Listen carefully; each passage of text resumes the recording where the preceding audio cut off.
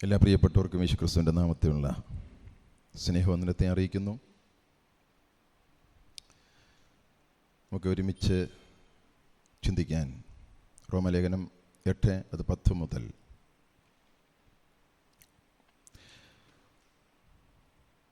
അതിൻ്റെ 14-ാമത്തെ വാക്യം വരെ.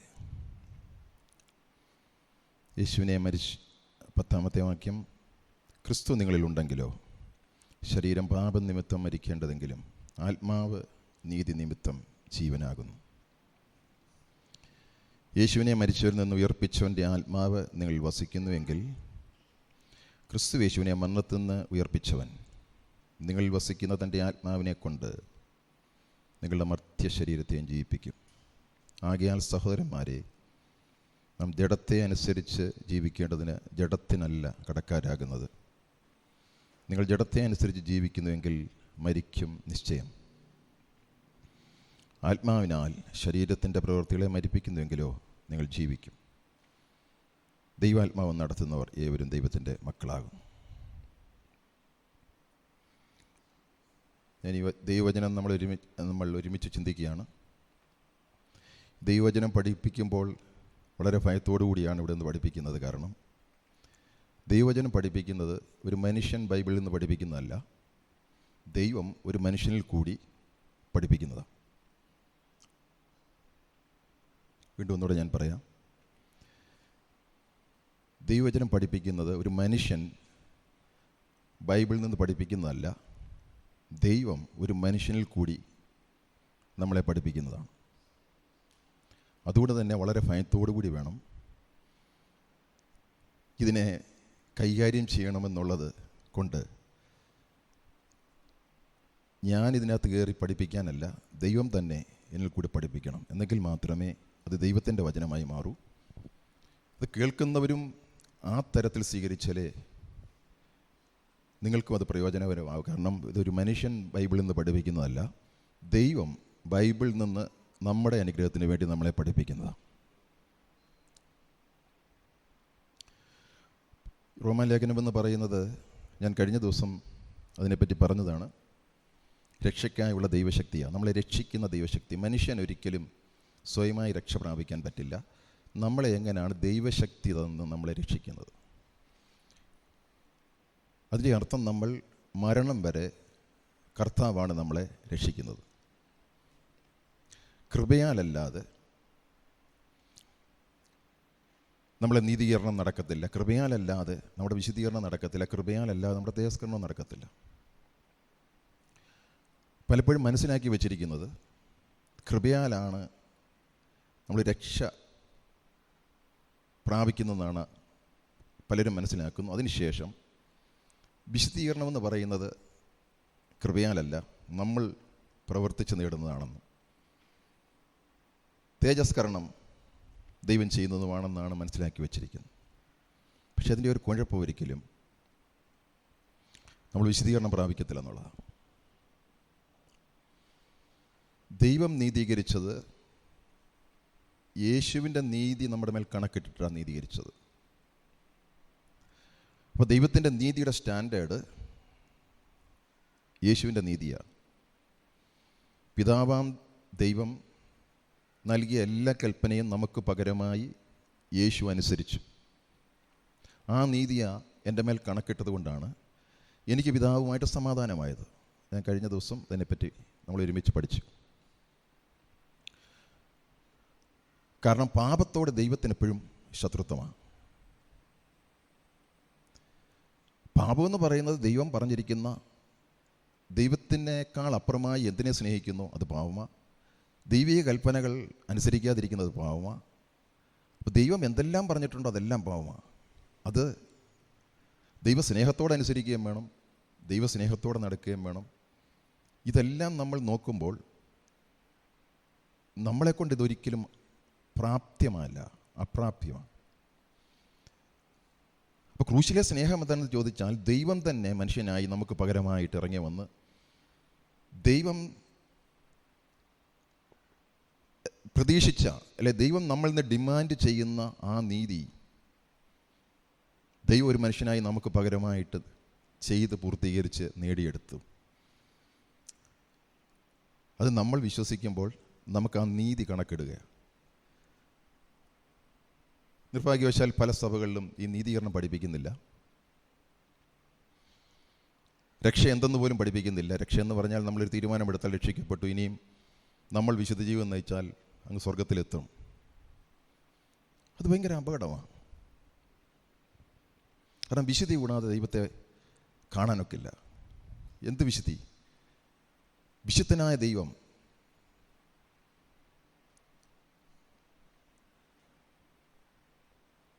അവൻ്റെ നീതി എന്ന് പറയുന്നത് പരിമിതിയില്ലാത്ത നീതിയാണ്. അതിൻ്റെ മുന്നിൽ നമ്മുടെ ഒരു നീതിയും കൊണ്ട് ദൈവസന്നിധിയിൽ പോയി നിൽക്കാൻ പറ്റില്ല. ആ നീതിയാണ് നമുക്ക് പകരമായി ദൈവം തന്നെ ഇറങ്ങി വന്ന് ഒരു മനുഷ്യ ശരീരത്തിൽ ഇരുന്നുകൊണ്ട് പാപമില്ലാതെ അതിനെ നിവർത്തിച്ചു. അത് നമ്മൾ വിശ്വസിക്കുമ്പോൾ നമ്മുടെ മേൽ കണക്കിട്ടു. നമ്മുടെ പാപം അവൻ്റെ മേൽ പോയി. അതിൻ്റെ ശിക്ഷ അവൻ ഏറ്റെടുത്തു. ഇനി നമുക്ക് ശിക്ഷ ഇല്ലെന്ന് പറയാൻ കാരണം ഞാൻ അനുസരിക്കേണ്ട നീതി യേശു അനുസരിച്ചു, അതുകൊണ്ടാണ് എനിക്ക് ശിക്ഷയില്ലാത്തത്. ഞാൻ ഏറ്റെടുക്കേണ്ട ശിക്ഷ യേശു കാൽവറിയിൽ ഏറ്റെടുത്തു, അതുകൊണ്ടാണ് എനിക്ക് ശിക്ഷയില്ലാത്തത്. എൻ്റെ അനുസരണത്തിന് പകരം യേശു എൻ്റെ മേൽ ചെയ്തെടുത്ത അനുസരണം എൻ്റെ മേൽ കണക്കിട്ടു. ഇനി ഞാൻ എൻ്റെ പ്രവൃത്തി കൊണ്ട്, എൻ്റെ നീതി പ്രവൃത്തി കൊണ്ട് ദൈവസന്നിധി ചെല്ലാൻ പറ്റില്ല. യേശുവിൻ്റെ അതേ നീതിയിൽ മാത്രമേ എനിക്ക് വിശദീകരണം പ്രാപിക്കാൻ പറ്റൂ. ഇത് ദൈവത്തിൻ്റെ ആത്മാവ് നിങ്ങൾക്ക് വെളിപ്പെടുത്തി തന്നാൽ ഇതാണ് ഈ ലോകത്തിൽ ലഭിക്കാവുന്ന ഏറ്റവും വലിയ ഭാഗ്യം, ഏറ്റവും വലിയ ബ്ലെസ്സിങ്. അപ്പോൾ എൻ്റെ ഒരു പ്രവൃത്തി കൊണ്ട് നീതീകരണമില്ല, എൻ്റെ ഒരു പ്രവൃത്തി കൊണ്ടും വിശദീകരണമില്ല, എൻ്റെ ഒരു പ്രവൃത്തിയും കൊണ്ടല്ല തേജസ്വീകരണം. രക്ഷാപദ്ധതി പൂർണ്ണമായി കർത്താവാണ് ചെയ്യുന്നത്. അതുകൊണ്ട് ഒരു മനുഷ്യനും ദൈവസന്നിധിയിൽ പ്രശംസിക്കാൻ പറ്റില്ല. ഞാൻ ഈ കർത്താവിൽ വിശ്വസിക്കുന്നത് പോലും, ആ വിശ്വാസം പോലും ദൈവത്തിൻ്റെ ദാനമാണ്. അതുകൊണ്ടാണ് നമ്മൾ ദൈവത്തെ വ്യക്തിപരമായി ഇവിടുന്ന് ആരാധിക്കുന്നത്. വ്യക്തിപരമായി ഈ എക്സ്പീരിയൻസ് ഉള്ളവർക്ക് മാത്രമേ ആ ദൈവത്തെ സ്തോത്രം പറഞ്ഞ് ആരാധിക്കാൻ പറ്റും. ഇവിടുത്തെ നന്മകളെല്ലാം ദൈവം സകല മനുഷ്യർക്കും കൊടുക്കുമ്പോൾ ദൈവം തിരഞ്ഞെടുത്ത തൻ്റെ മക്കളെക്കാൾ കൂടുതൽ ഈ ലോകത്തിലെ നന്മ അനുഭവിക്കുന്നത് ദൈവം തിരഞ്ഞെടുക്കാത്തവരാ. പക്ഷെ ദൈവം തിരഞ്ഞെടുത്തവരെ ദൈവം വിശുദ്ധീകരിക്കുകയാണ്. ഈ ലോകത്തിൻ്റെ ഒരു നന്മയേക്കാൾ അധികമായി എനിക്ക് എൻ്റെ യേശു മതിയെന്ന് പറയുന്നതാണ് ഒരു യഥാർത്ഥ ദൈവം തിരഞ്ഞെടുത്ത വ്യക്തിയുടെ ഉള്ളിലെ ആഗ്രഹം. Price the Lord. ഈ ആഗ്രഹം സ്വയമായിട്ട് നമ്മൾ ഉണ്ടാകുന്നതല്ല, ദൈവം തന്നേലേ പറ്റൂ. അപ്പോൾ എത്രമാത്രം കരുണ ദൈവം നമ്മളോട് കാണിച്ചു. എനിക്ക് ഈ ഒരു ആഗ്രഹമില്ലായിരുന്നു. എനിക്ക് ഈ ലോകത്തിൽ വലിയവനാകണമെന്നും ലോകത്തിലെല്ലാവരും എന്നെ മാനിക്കണമെന്നും, ഒരിക്കലും എനിക്ക് ലോകത്തിന് നിന്ന ഒരുത്തൻ എന്നെ നിന്ദിക്കരുതെന്നും, എനിക്ക് ലഭിക്കാമെന്ന എല്ലാ നന്മയും ഈ ലോകത്തിൽ തരണമെന്നായിരുന്നു ആഗ്രഹം. പക്ഷേ ഒരുത്തൻ ക്രിസ്തുവിലായാൽ ഈ ആഗ്രഹങ്ങളെ മൊത്തം ദൈവം മാറ്റുന്നു. ക്രിസ്തുവാണ് എനിക്ക് ഏറ്റവും വിലയേറിയവനെന്നും അതിനപ്പുറമായി ഈ ലോകത്തിൽ ഒന്നുമില്ലെന്ന് ദൈവം തന്നെ ആ വ്യക്തിയിൽ വെളിപ്പെടുത്തി തരുന്നു. അപ്പോഴാണ് പൗലോസ് പറഞ്ഞതുപോലെ ഇതെല്ലാം ചപ്പ് ചവറാണ്, ക്രിസ്തുവിനെ നേടേണ്ടതിന് ഞാൻ ഇതെല്ലാം ചപ്പ് ചവറെന്നെണ്ണുന്നു. ഈ താൽക്കാലിക ജീവിതത്തിനപ്പുറമായി ക്രിസ്തു എന്നെ വീണ്ടെടുത്ത തേജസ്സിലെത്തിക്കുന്ന വലിയൊരു പദ്ധതി കാൽവറിയിൽ ചെയ്തെടുത്തു. അത് തന്നല്ല, അതിപ്പോൾ തിരഞ്ഞെടുക്കപ്പെട്ട് വിളിച്ച് നീതീകരിച്ച എന്നിൽ അത് പ്രവർത്തിച്ചു കൊണ്ടിരിക്കുന്നു. അതിനൊരു വലിയ പർപ്പസുണ്ട്, അവനോടൊത്ത് പിതാവിൻ്റെ സന്നിധിയിൽ വാഴാൻ. Price the Lord. അപ്പോൾ നമ്മുടെ ഒരു പ്രവൃത്തിയും ദൈവസന്നിധിയിൽ നീതീകരിക്കപ്പെടത്തില്ല. കഴിഞ്ഞ ദിവസം എന്നോട് ഒരാൾ ചോദിച്ചതുപോലെ പഴയ നിയമത്തിൽ എങ്ങനെയാണ് അപ്പം നീതീകരിക്കപ്പെട്ടത്? അവർ ന്യായപ്രമാണം അനുസരിച്ചല്ലേ നീതീകരിക്കപ്പെട്ടത്? ഒരിക്കലുമല്ല. ബൈബിൾ പഠിപ്പിക്കുന്ന ന്യായപ്രമാണത്തിൻ്റെ പ്രവൃത്തിയാൽ ഒരു ജഡവും ദൈവസന്നിധിയിൽ നീതീകരിക്കപ്പെടുകയില്ല. ന്യായപ്രമാണത്താൽ പാപത്തിൻ്റെ പരിജ്ഞാനം മാത്രമേ വരുന്നുള്ളൂ.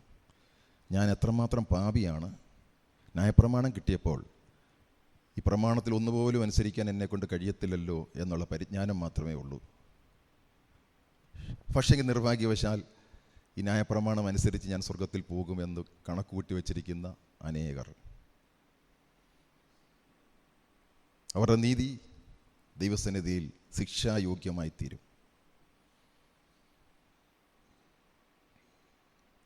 ഞാൻ ആ 13-ാമത്തെ വാക്യത്തിൽ ഒന്നുകൂടെ ഫോക്കസ് ചെയ്യുക. നിങ്ങൾ ജഡത്തെ അനുസരിച്ച് ജീവിക്കുന്നുവെങ്കിൽ മരിക്കും നിശ്ചയം.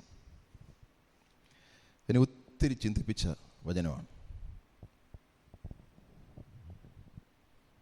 ശാരീരിക മരണമല്ല.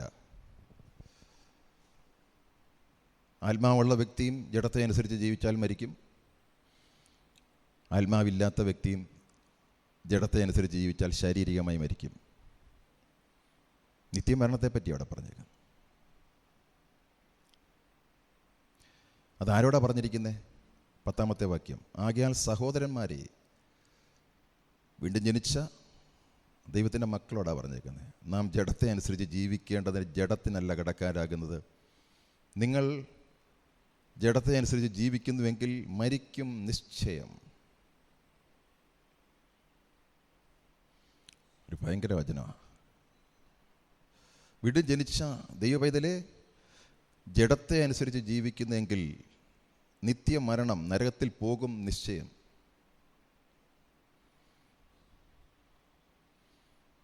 ആത്മാവിനാൽ ശരീരത്തിൻ്റെ പ്രവൃത്തികളെ മരിപ്പിക്കുന്നുവെങ്കിലോ നിങ്ങൾ ജീവിക്കും. അപ്പോൾ ജഡം കൊണ്ട് ജഡത്തിൻ്റെ പ്രവൃത്തിയെ മരിപ്പിക്കാനൊക്കത്തില്ല. ആത്മാവിനാലേ ജഡത്തിൻ്റെ പ്രവൃത്തിയെ മരിപ്പിക്കാൻ പറ്റൂ.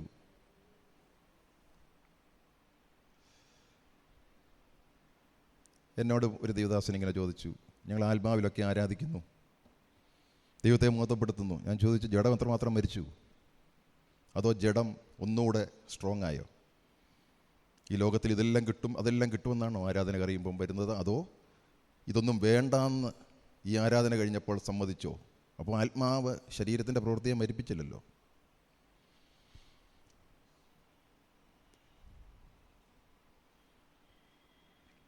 അദ്ദേഹത്തിനോട് ചോദിച്ചു, അങ്ങനെയാണെങ്കിൽ ഞങ്ങളുടെ ടോപ്പിലിരിക്കുന്നവരാരും രക്ഷിക്കപ്പെട്ടിട്ടില്ലല്ലോ. ഞാൻ പറഞ്ഞു, എനിക്ക് പറയാനൊക്കത്തില്ല, ദൈവവചനം എന്ത് പറയുന്നു അത് നോക്കാൻ പറഞ്ഞു. നമ്മൾ ഒരുമിച്ച് പഠിക്കുക. നോക്കി, നിങ്ങൾ ജഡത്തെ അനുസരിച്ച് ജീവിക്കുന്നെങ്കിൽ സഹോദരന്മാരെ എന്നാണ് പറഞ്ഞേക്കുന്നത്. Therefore, brethren, we are debtors not to the flesh, to live according to the flesh.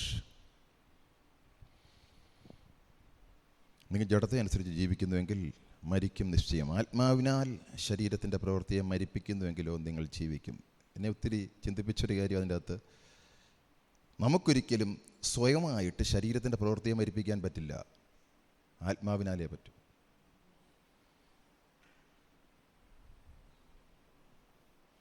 ദൈവത്തിന് മാത്രമേ എൻ്റെ പാപത്തെ കൊല്ലാൻ പറ്റൂ.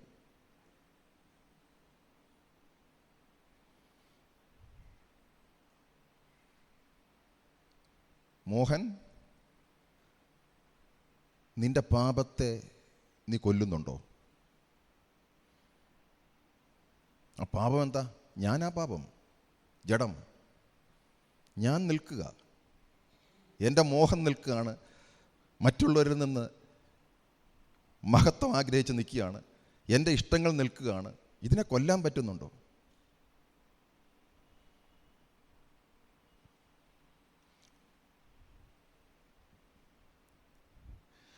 ഇതിനെ കൊല്ലാൻ പറ്റുന്നില്ല, നീ മരിക്കും നിശ്ചയം. അതല്ലേ പറഞ്ഞേക്കുന്നത്.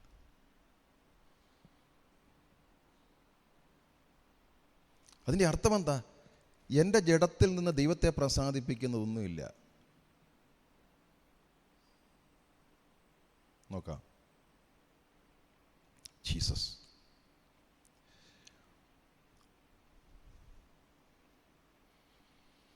ഏഴാമത്തെ വാക്യം. ജഡത്തിൻ്റെ ചിന്ത ദൈവത്തോട് ശത്രുത്വമാകും.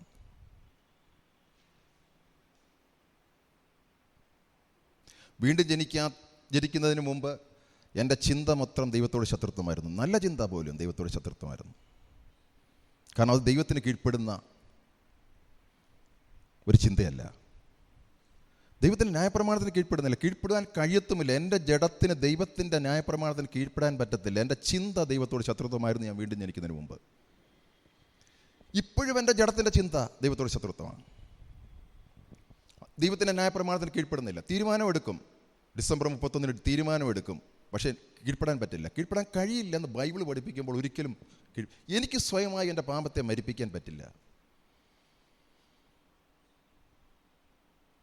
അപ്പോൾ വീണ്ടും ജനിക്കുന്നതിന് മുമ്പ് ഞാൻ ദൈവത്തോട് ശത്രുവായിരുന്നു. ദൈവത്തിൻ്റെ ന്യായപ്രമാണത്തിൽ, ദൈവത്തിൻ്റെ വചനത്തിന് കീഴ്പ്പെടുന്നില്ലായിരുന്നു, കീഴ്പ്പെടാൻ കഴിയത്തുമില്ലായിരുന്നു. അന്നേരവും ഞാൻ ദൈവത്തെ ആരാധിക്കുകയും ദൈവത്തെ മഹത്വപ്പെടുത്തുകയും ദൈവത്തോട് പ്രാർത്ഥിക്കുകയും ദൈവത്തിൽ നിന്ന് നന്മ അനുഭവിക്കുകയും ചാരിറ്റബിൾ മറ്റുള്ളവരെ സഹായിക്കുകയും ചെയ്യുമായിരുന്നു. പക്ഷെ ദൈവം പറയുന്നു ദൈവത്തോട് ശത്രുത്വമായിരുന്നു.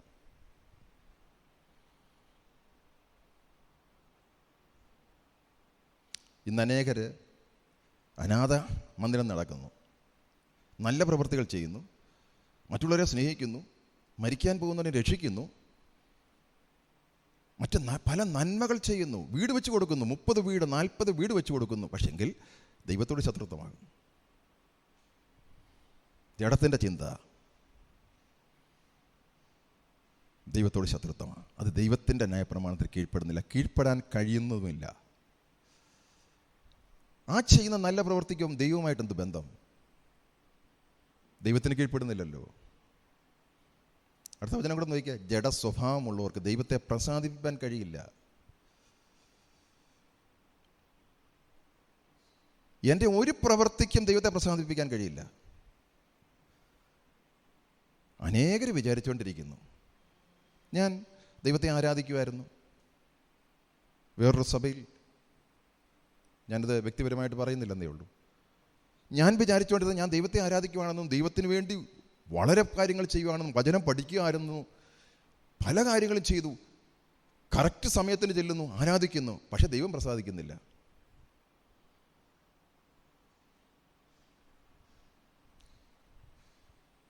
സുവിശേഷ വേല ചെയ്യുന്നു. അതുകൊണ്ടാണ് ഞാൻ സുവിശേഷം, നിങ്ങൾ കേൾക്കുന്ന സുവിശേഷം ഞാൻ തീരുമാനമെടുത്തു, ഞാൻ വിശുദ്ധ ജീവൻ നയിക്കുന്നെങ്കിൽ ദൈവത്തോട് ശത്രുത്വമാണ്.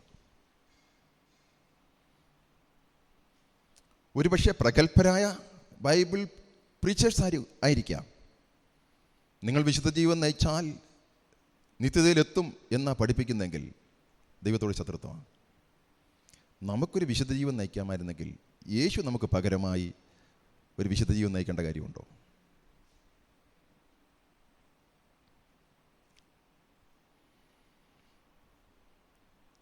Price the Lord. അപ്പം നമ്മുടെ നല്ല പ്രവർത്തികൾ ദൈവത്തിനെതിരാണ്. പരീക്ഷന്മാർക്കും ശാസ്ത്രിമാർക്കും പറ്റിയൊരു കാര്യം അതാ.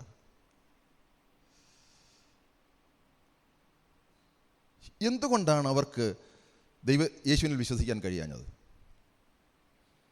ഞാൻ ഇവിടെ മടങ്ങി വരാം. യോഹന്നാന്റെ സുവിശേഷം 5:44. തമ്മിൽ ബഹുമാനം വാങ്ങിക്കൊണ്ട്. അപ്പം നമ്മൾ വിചാരിക്കും പരീക്ഷന്മാരെ ഉള്ളെന്ന്. ഇന്ന് സൂക്ഷിക്കുന്നത് പോലും തമ്മിൽ ബഹുമാനം കിട്ടാനല്ലേ. ഏക ദൈവത്തിൻ്റെ പക്കൽ നിന്ന് ബഹുമാനം അന്വേഷിക്കാൻ നിങ്ങൾക്ക് എങ്ങനെ വിശ്വസിക്കാൻ കഴിയും? നോക്കിയേ, ദൈവത്തിൽ നിന്ന് മാത്രം ബഹുമാനം അന്വേഷിക്കുന്നവർക്ക് മാത്രമേ ദൈവത്തിൽ വിശ്വസിക്കാൻ പറ്റൂ. അല്ലാത്തവർ വിശ്വസിക്കുന്നെന്ന് പറയുന്നെങ്കിലും വിശ്വസിച്ചിട്ടില്ല. ബൈബിൾ പഠിപ്പിക്കുന്നു. ഞാനിവിടെ ശുശ്രൂഷിക്കുമ്പോൾ എനിക്ക് മറ്റു മനുഷ്യരിൽ നിന്നുള്ള മഹത്വമാണ് ഞാൻ ആഗ്രഹിക്കുന്നതെങ്കിൽ, എൻ്റെ ജീവിതം മനുഷ്യരുടെ മഹത്വം ആഗ്രഹിച്ചുകൊണ്ടാണെങ്കിൽ ഞാൻ ഇതുവരെ ഈ സത്യദൈവത്തിൽ വിശ്വസിച്ചിട്ടില്ല. യഥാർത്ഥമായി ഈ സത്യദൈവത്തിൽ വിശ്വസിച്ച ഒരു വ്യക്തി ദൈവത്തിൻ്റെ മഹത്വം മാത്രമേ ആഗ്രഹിക്കുന്നുള്ളൂ. അതിൻ്റെ അകത്ത് മലയാളത്തിൽ വായിക്കുമ്പോൾ അത്ര do not seek the honour that comes from only God, only God, only God.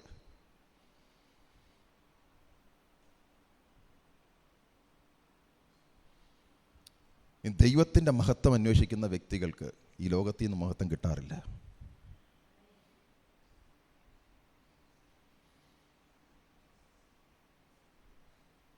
ഇന്ന് പലർക്കും ഈ സത്യദൈവത്തെ ഈ രീതിയിൽ വിശ്വസിക്കാൻ കഴിയാത്തതിൻ്റെ കാരണം എന്താ?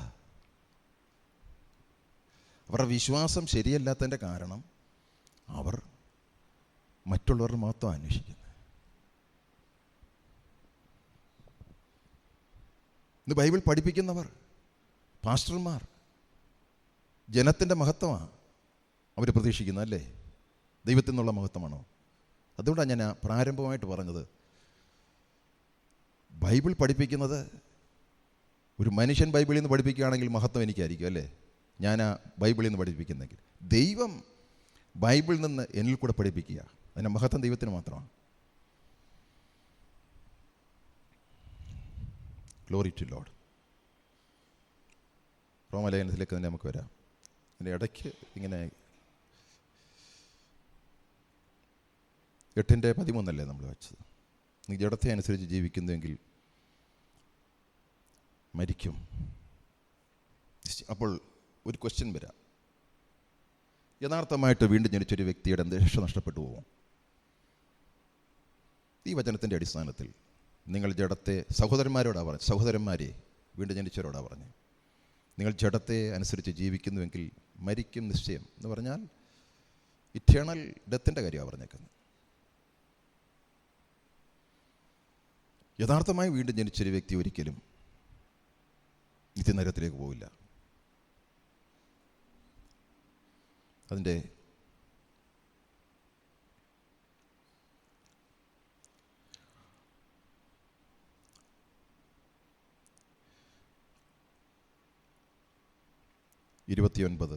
അവൻ മുന്നറിഞ്ഞവരെ തൻ്റെ പുത്രൻ അനേകം സഹോദരന്മാരിൽ ആദ്യജാതനാകേണ്ടതിന് അവൻ്റെ സ്വരൂപത്തോട് അനുരൂപമാകാൻ മുൻ നിയമിച്ചിരിക്കുന്നു. മുൻ നിയമിച്ചവരെ വിളിച്ചവരെ നീതീകരിച്ചും നീതീകരിച്ചവരെ തേജസ്കരിച്ചും ഇരിക്കുന്നു. യഥാർത്ഥമായി ദൈവം നീതീകരിച്ച ഒരു വ്യക്തിയെ ദൈവം തന്നെ ശുദ്ധീകരിച്ചിരിക്കും. ശുദ്ധീകരിക്കുക മാത്രമല്ല, അവനെ തേജസ്സിലെത്തിക്കുകയും ചെയ്യും.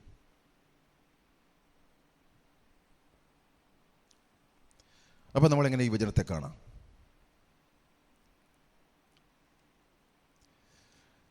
ഇനി നമ്മൾ ആ 13 വന്ന് നോക്കുക. എന്തുകൊണ്ട്? നിങ്ങൾ ജഡത്തെ അനുസരിച്ച് ജീവിക്കുന്നുവെങ്കിൽ മരിക്കും നിശ്ചയം. ആത്മാവിനാൽ ശരീരത്തിൻ്റെ പ്രവൃത്തികളെ മരിപ്പിക്കുന്നുവെങ്കിൽ ജീവിക്കും. ഇതിൻ്റെ അർത്ഥം യഥാർത്ഥ വീണ്ടും ജനിച്ച വ്യക്തി ഇനി നിത്യമരണമില്ല. അല്ലെങ്കിൽ വീണ്ടും ജനിച്ചിട്ട് ഒരു വ്യക്തിക്ക് പകുതി വെച്ച് ഞാനിനിയും അങ്ങനെയൊന്നുമില്ല. യഥാർത്ഥമായിട്ട് വീണ്ടും ജനിച്ചിട്ടില്ല. മുമ്പേ പറഞ്ഞതുപോലെ ചർച്ചിൽ ആക്റ്റീവാണ്, എല്ലാ കാര്യങ്ങളും ചെയ്യുന്നു, പക്ഷെങ്കിൽ ദൈവം വീണ്ടും ജനിപ്പിച്ചിട്ടില്ല. ഏകസത്യ ദൈവത്തിൽ പൂർണ്ണമായി വിശ്വസിച്ചിട്ടില്ല. Price the Lord. ഞാനതിൻ്റെ ഇനിയും എൻ്റെ മേളത്തെ ഭാഗം കൂടെ വായിക്കുക. 10-ാമത്തെ വാക്യം, ക്രിസ്തു നിങ്ങളിൽ ഉണ്ടെങ്കിലോ ശരീരം പാപനിമിത്തം മരിക്കുന്നത്, ആത്മാവ് നീതി നിമിത്തം ജീവനാകുന്നു. എൻ്റെ ശരീരം മരിക്കും. യഥാർത്ഥമായിട്ട് വീണ്ടും ജനിച്ച വ്യക്തിയാണെങ്കിലും ശരീരം മരിക്കും, പക്ഷേ ആത്മാവ് നീതി നിമിത്തം ജീവനാകുന്നു. ദൈവത്തിൻ്റെ ആത്മാവ് എൻ്റെ ആത്മാവിന് ജീവൻ തന്നത്. അപ്പോൾ ക്രിസ്തുവിൻ്റെ നീതി എൻ്റെ മേൽ ഉള്ളത് കൊണ്ട് ഒരിക്കലും ഞാൻ മരിക്കുന്നില്ല. ഇനി അടുത്ത വചനം നോക്കി, യേശുവിനെ മരിച്ചവരിൽ നിന്ന് ഉയർപ്പിച്ചവൻ്റെ ആത്മാവ് നിങ്ങൾ വസിക്കുന്നുവെങ്കിൽ. അങ്ങനെ ആത്മാവിനാൽ ജീവൻ പ്രാപിച്ച ഒരു വ്യക്തിയുടെ ഉള്ളിൽ ദൈവത്തിൻ്റെ ആത്മാവ് വസിക്കുന്നത് കൊണ്ട് യേശുവിനെ മരണത്തിൽ നിന്ന് ഉയർപ്പിച്ചവൻ്റെ ആത്മാവ് നിങ്ങളുടെ മർത്യ ശരീരത്തെ ജീവിപ്പിക്കും. ഈ ശരീരത്തെ മരിച്ചാലും ജീവിപ്പിക്കും. അപ്പോൾ നമ്മുടെ പ്രത്യാശ എന്താണ്? ഈ ശരീരം യഥാർത്ഥമായിട്ട് വീണ്ടും ജനിച്ച വ്യക്തിയാണെങ്കിൽ ഈ ശരീരം മരിക്കുമെങ്കിലും ശാരീരിക മരണം ഉണ്ടെങ്കിലും ഒരിക്കൽ ദൈവത്തിൻ്റെ ആത്മാവാണ് ഇതിനെ ഉയർപ്പിക്കും. ഇനി അടുത്ത വചനം നോക്കിയേ, ആകയാൽ സഹോദരന്മാരെ, എന്തുകൊണ്ടാണ് ഈ ശരീരത്തെ ഉയർപ്പിക്കും? ആകയാൽ സഹോദരന്മാരെ, നാം ജഡത്തെ അനുസരിച്ച് ജീവിക്കുക. ജഡത്തിനല്ല കടക്കാരൻ. നമ്മളിനി ജഡത്തിനല്ല കടക്കാരൻ, ആത്മാവിനാണ് കടക്കാരൻ. കാരണം നിങ്ങളുടെ മർത്യ ശരീരത്തെ ജീവിപ്പാൻ തക്കവണ്ണം ദൈവത്തിൻ്റെ ആത്മാവ് എൻ്റെ അകത്തുണ്ട്. ഇനി ഞാൻ ജഡത്തെ അല്ല, ജഡത്തിന് ഞാൻ കടക്കാരൻ. ജഡവും ഞാനുമായിട്ട് ഒരു ബന്ധവുമില്ല. ഞാൻ അതിന് കടപ്പെട്ടവനല്ല, ഞാൻ ആത്മാവിനാണ് കടപ്പെട്ടത്. അതുകൊണ്ടാണ്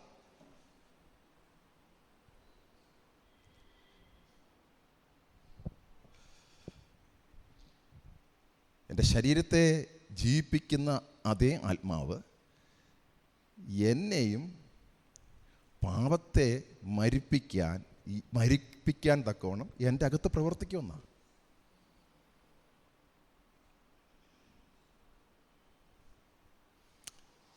യഥാർത്ഥമായി വീണ്ടും ജനിച്ച വ്യക്തി ഇനി എന്തിനു കടക്കാരല്ല. നമ്മുടെ ഇഷ്ടത്തിന്, നമ്മുടെ മോഹങ്ങൾക്ക് നമ്മൾ ജഡം പറയുന്നത് കേൾക്കാൻ നമ്മൾ കടപ്പെട്ടവരല്ല. കാരണം വാഗ്ദത്തം ഈ ആത്മാവ് വസിക്കുന്നത് കൊണ്ട് ഈ ശരീരത്തെ അവൻ ജീവിപ്പിക്കും. ഈ ശരീരത്തെ ജീവിപ്പിക്കണമെന്നുണ്ടെങ്കിൽ എൻ്റെ സോളിനെ അവൻ വിശദീകരിക്കണം. പാപത്തോട് ഞാൻ പോരാടണം. ആത്മാവിനാൽ എൻ്റെ ജഡത്തിൻ്റെ പ്രവൃത്തിയെ മരിപ്പിക്കണം. അത് ചെയ്യുന്നത് ദൈവത്തിൻ്റെ ആത്മാവാ, എന്നിൽ കൂടാ ചെയ്യുന്നത്.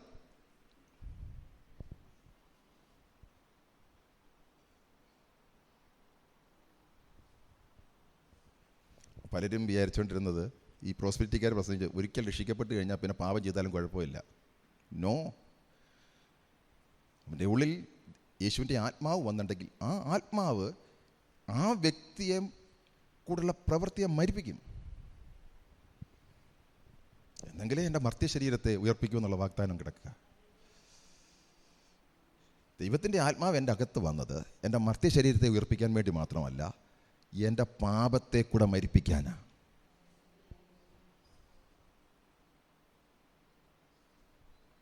ദൈവത്തിൻ്റെ ആത്മാവ് എൻ്റെ അകത്ത് വന്നത് ഈ ശരീരത്തെ അവൻ ഉയർപ്പിക്കുമെന്ന് വാഗ്ദാനം ചെയ്ത് അതേ ആത്മാവ് എന്നെ ക്രിസ്തുവിനെ പോലെ, എൻ്റെ സോളിനെ ക്രിസ്തുവിൻ്റെ മനസ്സാക്കാൻ വേണ്ടിയിട്ടാണ് വന്നത്.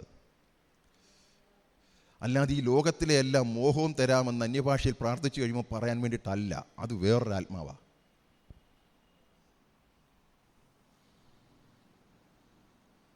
കാരണം ദൈവത്തിൻ്റെ ആത്മാവിൻ്റെ ഏറ്റവും വലിയ കൺസേൺ എൻ്റെ ശരീരത്തെ അവൻ്റെ തേജസ്സുള്ള ശരീരത്തോട് അനുരൂപമാക്കാനാണെങ്കിൽ എൻ്റെ ഈ സോളിനെയും അതിനോട് അനുരൂപമാക്കിയെടുക്കണം ഞാൻ മരിക്കുന്നതിന് മുമ്പ്, എൻ്റെ മരണത്തോടു കൂടെ. അതെന്നെ കൊണ്ട് ചെയ്യാൻ കഴിയില്ലെന്നുള്ളതാണ്.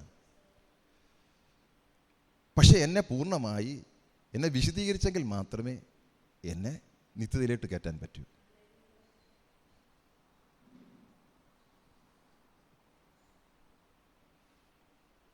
പ്രിയപ്പെട്ടവർ, ഈ സത്യം അറിയാൻ പറയുന്നത് വലിയ ഒരു കൃപയാണ്. ഞാൻ ഈ സത്യം അറിയാൻ പറ്റിയത് ഞാൻ ഓർക്കുമ്പോൾ കരഞ്ഞ് ദൈവത്തിൽ സന്തോഷിക്കുന്നു.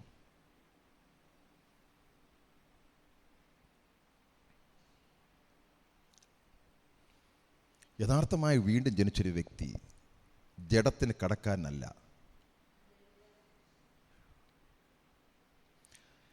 ആ വ്യക്തിയെ കൺട്രോൾ ചെയ്യുന്ന ജഡമല്ല, ആത്മാവാ.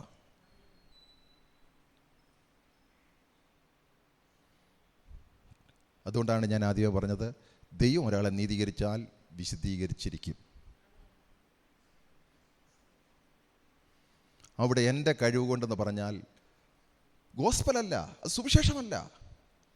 എത്ര പ്രഗത്ഭരായ വ്യക്തികൾ സുവിശേഷിക്കുന്നുവെങ്കിലും ഞാനതുകൊണ്ടാണ് ചിലരോട് പറഞ്ഞ് ഇന്ന മീറ്റിങ്ങിന് ഞാൻ പറഞ്ഞ് വരില്ല. കാരണം അവിടെ സുവിശേഷമല്ല പ്രസംഗിക്കുന്നത്, മനുഷ്യൻ്റെ സുവിശേഷമാണ് പ്രസംഗിക്കുന്നത്, ദൈവത്തിൻ്റെ സുവിശേഷമല്ല. മനുഷ്യൻ ഒരിക്കലും സ്വയമായി രക്ഷ നേടാമായിരുന്നെങ്കിൽ യേശു മരിക്കേണ്ട കാര്യമുണ്ടോ? യേശു നമുക്ക് വേണ്ടി മരിച്ചിട്ട് മനുഷ്യൻ സ്വന്തം മഹത്വം രക്ഷയിലെടുക്കുന്നെങ്കിൽ രക്ഷിക്കപ്പെട്ടതല്ല.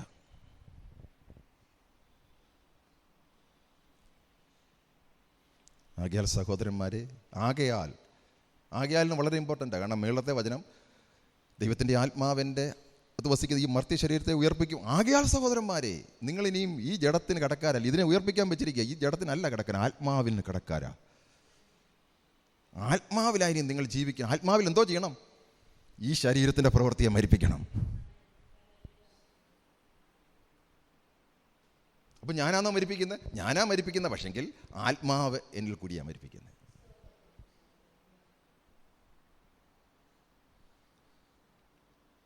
ഞാനല്ല അത്യന്തികമായിട്ട് മരിപ്പിക്കുന്നത്, പക്ഷെ ഞാനാ മരിപ്പിക്കുന്നത്. പക്ഷെ ആത്മാവാ. ആത്മാവെന്ന് പറയുന്ന ആരാ?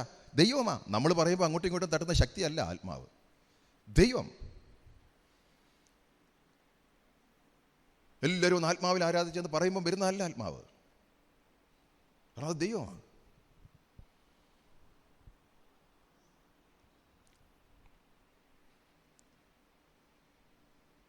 ഞാനൊന്നുകൂടെ കാണിക്കാം. റോമലേഖനം 15:18.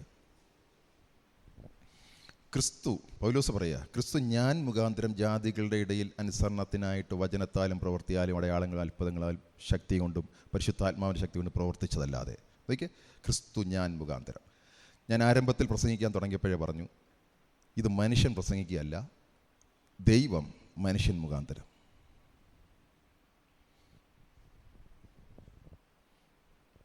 ബൈബിൾ മുഴുവൻ മനുഷ്യൻ്റെ കഴിവ് കൊണ്ട് ജീവിക്കാൻ പറഞ്ഞിട്ടില്ല, രക്ഷപ്പെടുമെന്ന് പറഞ്ഞിട്ടില്ല. ദൈവം മനുഷ്യനിൽ പ്രവർത്തിക്കുക.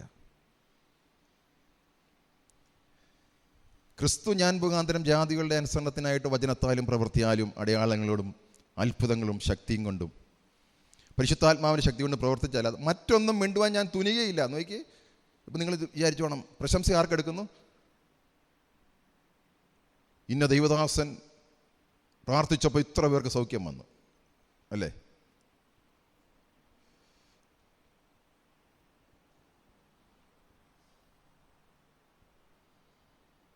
നിങ്ങൾ പ്രസംഗം കേൾക്കുമ്പോൾ ഓർത്തോണം, നിങ്ങൾ ആ പ്രസംഗം കേട്ട് കഴിയുമ്പോൾ നിങ്ങളെ ക്രിസ്തുവിലേക്കാണോ അടുപ്പിക്കുന്നത്, അതോ പ്രസംഗിച്ച വ്യക്തിയിലേക്കാണോ? പ്രസംഗിക്കുന്ന വ്യക്തിയിലേക്കാണെങ്കിൽ സുവിശേഷമല്ല. നിങ്ങൾ ഈ പ്രസംഗം കേട്ട് മറിയുമ്പോൾ നിങ്ങൾ ഒന്നുകൂടെ ക്രിസ്തുവിനോടടുത്തെങ്കിൽ അത് പ്രസംഗവും, നിങ്ങൾ എന്നോടടുത്തെങ്കിൽ ഞാൻ പറഞ്ഞത് ഫോഷ്കുവാണ്, ദൈവത്തിൻ്റെ വചനമല്ല.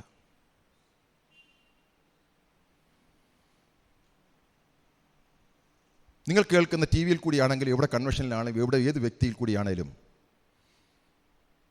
നിങ്ങൾ ഒരു വ്യക്തിയിലേക്കാണ് നിങ്ങളെ അത് അടുപ്പിക്കുന്നെങ്കിൽ അത് ദൈവത്തിൻ്റെ വചനമല്ല. അല്ല, നിങ്ങൾ കേട്ടപ്പോൾ നിങ്ങളെ ഒന്നുകൂടെ ക്രിസ്തുവിലേക്ക് അടുപ്പിച്ചെങ്കിൽ അത് ദൈവത്തിൻ്റെ വചനമാണ്. അങ്ങനെങ്കിൽ മോഹൻ പാസ്റ്റർ ചർച്ച എന്ന് പറഞ്ഞൊരു ചർച്ച വരുമോ? ഞാൻ എൻ്റെ സഭയെ പണിയും പാതാള ഗൗരവനെ ജയിക്കില്ലെന്ന് പറഞ്ഞപ്പോൾ ക്രിസ്തുവിൻ്റെ സഭയാണോ അതോ മോഹൻ പാസ്റ്റർ സഭയാണോ? ഇവിടെ പണിയപ്പെടുന്ന സഭ മോഹൻ പാസ്റ്റർ സഭയല്ല, ക്രിസ്തുവിൻ്റെ സഭയാണ്. ഒരുപക്ഷെ അതുകൊണ്ട് നിന്ദകളുണ്ടാകാം. കാരണം ആരെയും എന്നിലേക്ക് അടുപ്പിക്കാൻ പറ്റുന്നില്ല, ക്രിസ്തുവിലേക്ക് അടുപ്പിക്കുന്നത്.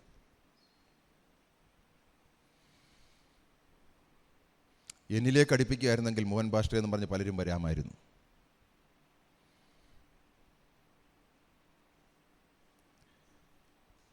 Price the Lord.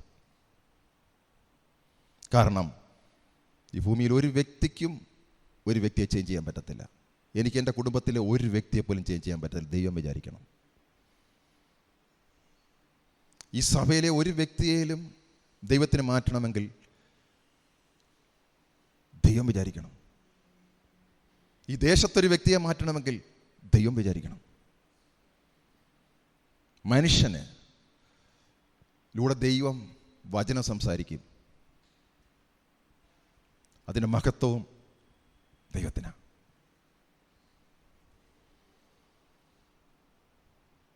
Glory to Lord, glory to Lord. 1 കൊരിന്ത്യർ 15:10 പൗലോസ് തന്നെ പറയുക, എങ്കിലും ഞാനാകുന്നത് ദൈവകൃപയാലാകുന്നു. എന്നോടുള്ള അവൻ്റെ കൃപ വൃഥാമായില്ല. അവരെല്ലാവരെക്കാളും ഞാൻ അത്യന്തം അധ്വാനിച്ചിരിക്കുന്നു. എന്നാൽ ഞാനല്ല, എന്നോട് കൂടെയുള്ള ദൈവകൃപയത്രേ. മഹത്വമാർക്കാണ്? ഞാൻ വിശുദ്ധനാകുന്നതിന് എന്തെങ്കിലും മഹത്വം എനിക്കുണ്ടെങ്കിൽ ഞാൻ വിശുദ്ധീകരിക്കപ്പെട്ടിട്ടില്ല. ഞാൻ എൻ്റെ സ്വയവിശുദ്ധിയാണ്. യേശുവിൻ്റെ യാഗത്തിൽ കൂടി എന്നെ വിശുദ്ധീകരിക്കാൻ വേണ്ടി ചെയ്തതിൻ്റെ ഫലം എന്നിൽ വന്നിട്ടില്ല. അല്പമെങ്കിലും സ്വയനീതി ഞാൻ എൻ്റെ കഴിവുകൊണ്ടാണെന്ന് ഞാൻ പറയുന്നെങ്കിൽ യേശുവിൻ്റെ യാഗം കൊണ്ട് എനിക്ക് യാതൊരു പ്രയോജനമില്ല.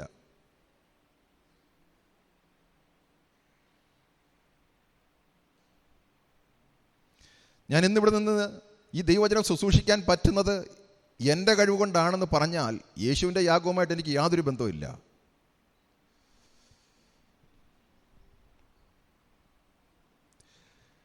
എന്തെങ്കിലും ക്രിസ്തുവിൻ്റെ സ്വഭാവം എന്നിൽ കൂടി വെളിപ്പെടുന്നെങ്കിൽ അതെൻ്റെ മഹത്വമല്ല, കർത്താവിൻ്റെ മഹത്വമാണ്.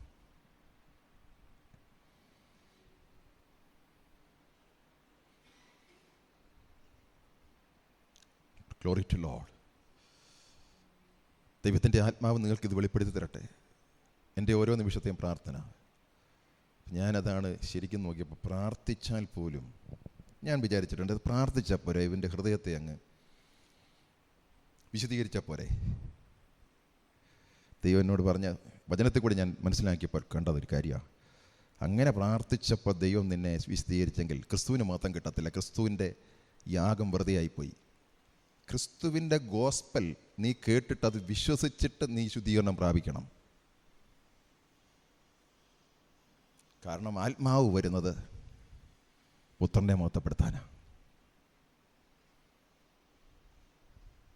ക്രിസ്തുവിൻ്റെ വെളിയിൽ എനിക്കൊരു നീതീകരണമില്ല, ക്രിസ്തുവിൻ്റെ വെളിയിൽ ഒരു വിശുദ്ധീകരണമില്ല, ക്രിസ്തുവിൻ്റെ വെളിയിൽ ഒരു വീണ്ടെടുപ്പില്ല, ക്രിസ്തുവിൻ്റെ വെളിയിൽ ഒരു തേജസ്കരണമില്ല.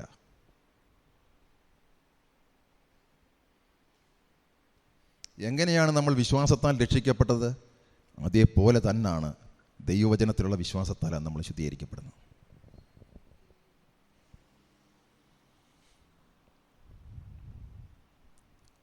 Price the Lord. Praise the Lord. മടങ്ങി വരാം. റോമാലേഖനം 8 നമ്മൾ 13 വാക്കിലാണ് നിൽക്കുന്നത്.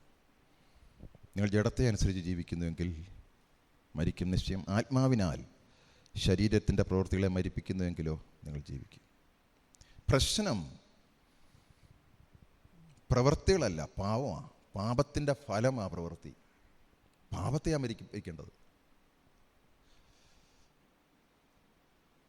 ഞാൻ ഇന്ന് ചെയ്ത പാപം ക്ഷമ ചോദിച്ചെങ്കിൽ പാപത്തിൻ്റെ പ്രവൃത്തി മാത്രമേ മാറിയുള്ളൂ, പാപം മാറിയിട്ടില്ല. പാപം മാറ്റണമെന്നുണ്ടെങ്കിൽ ദൈവത്തിന് മാത്രമേ എൻ്റെ അകത്തുനിന്ന് മാറ്റാൻ പറ്റൂ. ആ പാപം പിന്നെ അവിടെ കിടക്കുക.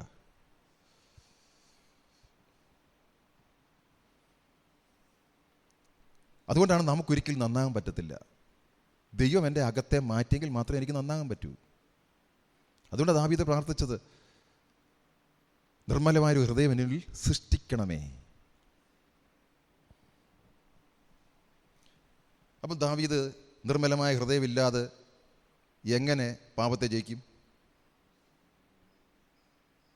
സ്ഥിരതയുള്ള ആത്മാവിനെ എൻ്റെ ഉള്ളിൽ പുതുതാക്കണമേ. ഇത് രണ്ടുമില്ലാതെ ദാവീദ് എങ്ങനെ ജയിക്കും?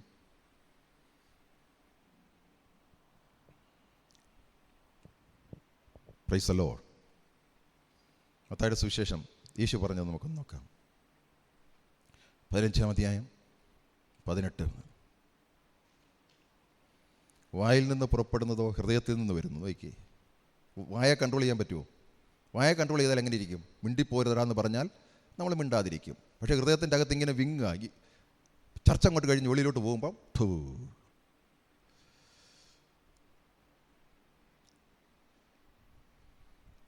അപ്പം ഇവിടെ മാറ്റം വരണ്ട ഹൃദയത്തിൻ്റെ അല്ലേ?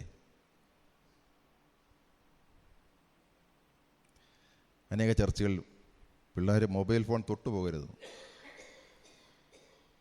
ഹൃദയത്തിൽ നിന്ന് പോവൂ. സിനിമ കാണരുത് അല്ലേ എന്ന് ചിലരൊക്കെ പറയുന്നുണ്ട്. എപ്പോഴ്? ഹൃദയത്തിൻ്റെ അകത്ത് എന്തായിരിക്കും? എനിക്ക് വായിൽ നിന്ന് പുറപ്പെടുന്ന ഹൃദയത്തിൽ നിന്ന് വരുന്നു, അത് മനുഷ്യനെ അശുദ്ധമാക്കുന്നു. അങ്ങനെ എന്നാൽ ദുർചിന്ത, കൊലപാതകം, വ്യഭിചാരം, പരസംഗം, മോഷണം, കള്ളസാക്ഷ്യം, ദൂഷണം ഇവ ഹൃദയത്തിൽ നിന്ന് പുറപ്പെടുന്നു. അപ്പോൾ കട്ടിയുടെ വേരനെ അല്ലേ? മേൽവശം കട്ട് ചെയ്തിട്ട് വല്ല കാര്യമുണ്ടോ? കൗൺസിലിംഗ് മനുഷ്യനോട് പറയും നന്നായി നടക്കും. കൗൺസിൽ ചെയ്ത് കഴിഞ്ഞാൽ അവൻ കുറേ നന്നായി നടക്കും അല്ലയോ? വേര് പോയോ? ക്രിസ്ത്യാനിറ്റി അതല്ല. ക്രിസ്ത്യാനിറ്റി പുറമെ മാറ്റുന്നതല്ല, അകത്തെ വേര് മുറിക്കുന്നതാണ്.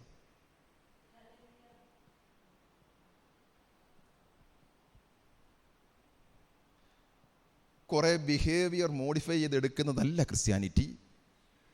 ദൈവത്തിൻ്റെ ആത്മാവിനാൽ എൻ്റെ അകത്തെ ശുദ്ധീകരിക്കുന്ന, എൻ്റെ വേരിനെ മുറിക്കുന്നതാണ്. ആത്മാവിനാൽ ജഡത്തിൻ്റെ പ്രവൃത്തിയെ മരിപ്പിക്കുന്നുവെങ്കിലോ നിങ്ങൾ ജീവിക്കും. എന്നെ ഒരു കൗൺസിൽ ചെയ്ത് കുറേ പാപങ്ങൾ ചെയ്യാതിരുന്നാൽ ഞാൻ പാപം എൻ്റെ അകത്തുണ്ട്, ഞാൻ വിശദീകരിക്കപ്പെട്ടിട്ടില്ല.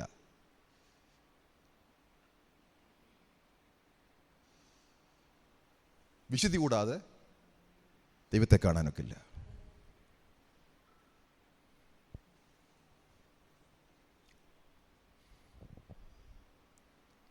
പുറമേ പരീക്ഷന്മാർ ഇതെല്ലാം ചെയ്യുമ്പോഴും അകത്തെന്തോണ്ട്? ദുർചിന്ത, കൊലപാതകം, വ്യഭിചാരം, പരസംഗം, മോഷണം, കള്ളസാക്ഷ്യം, ദൂഷണം, ഇത് കിടക്കുക. ഹൃദയ ശുദ്ധിയുള്ളവർ ഭാഗ്യവർ ദൈവത്തെ കാണുമെന്നല്ലേ? നമുക്ക് ശുദ്ധീകരിക്കാൻ പറ്റുമോ ഹൃദയത്തെ?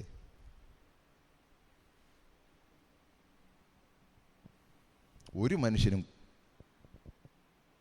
എൻ്റെ നേച്ചറാണ്. ഇപ്പം ഞാനൊരു കുടുംബത്തിൽ നിന്ന് ജനിച്ചാൽ എൻ്റെ നേച്ചർ, ആ നേച്ചറിനെ മാറ്റാൻ ദൈവത്തിന് മാത്രമേ പറ്റൂ. ഇനി ഞാൻ എന്തെല്ലാം വിചാരിച്ചാലും മറ്റുള്ളവരെന്തോ പറയും? ആ കുടുംബത്തിൻ്റെ നേച്ചറും കാണിക്കുക, ആശ്വസിക്കുകയല്ലേ.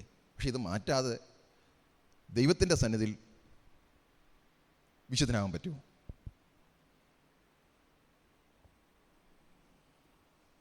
ഇനി എനിക്കൊരു ഫ്രീ വില്ല് തന്നാലോ ഞാൻ വിശുദ്ധനാവുമോ?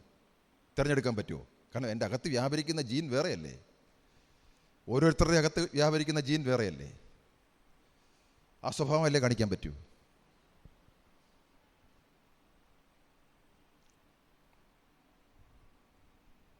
Price the Lord. അപ്പോൾ അതുകൊണ്ടാണ് യേശു എന്താ പറഞ്ഞത്? 5-ാം അധ്യായത്തിൽ എന്നെ ഒത്തിരി ചിന്തിപ്പിച്ച് ഞാൻ ആദ്യം വിചാരിച്ചു ഇതൊക്കെ വെറുതെ ചുമ്മാ പറഞ്ഞായിരിക്കും. പിന്നീടാണ് എനിക്ക് മനസ്സിലായത് വെറുതെ അല്ല. 5:30 വലങ്കേ നിനക്ക് ഇറച്ച വരുന്നതെങ്കിൽ അതിനെ വെട്ടി എറിഞ്ഞു കളക. ഞാൻ വിചാരിച്ചാൽ ഇത് കൈ വെട്ടി എറിഞ്ഞാണ്ട് അകത്ത് മാറുമോ? അത്രമാത്രം പാപത്തോട് പോരാടണമെന്നാണ് യേശു പഠിപ്പിക്കുന്നത്. നിന്റെ ശരീരം മുഴുവനും നരകത്തിൽ പോകുന്നതിനേക്കാൾ മുമ്പേ വിനോദ് ബ്രദർ പറഞ്ഞു നരകമൊന്നുണ്ടെന്ന്. യേശുവാ പറഞ്ഞേ, അവയവങ്ങളിൽ ഒന്ന് നശിക്കുന്നത് നിനക്ക് പ്രയോജനം അത്രേ.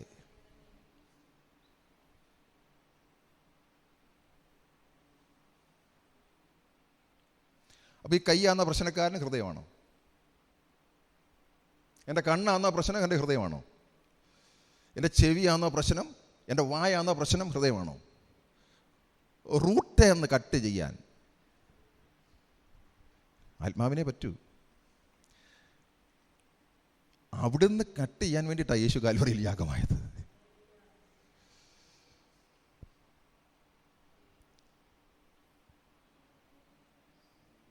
Price the Lord. പലയിടത്തും ഡിസംബർ 30-ാം തീയതി എത്ര തീരുമാനമെടുത്തായിരുന്നല്ലേ? തീരുമാനമെടുത്താൽ റൂട്ടെന്ന് കട്ടാകുമോ? പിന്നെ അടുത്ത വർഷവും വന്ന്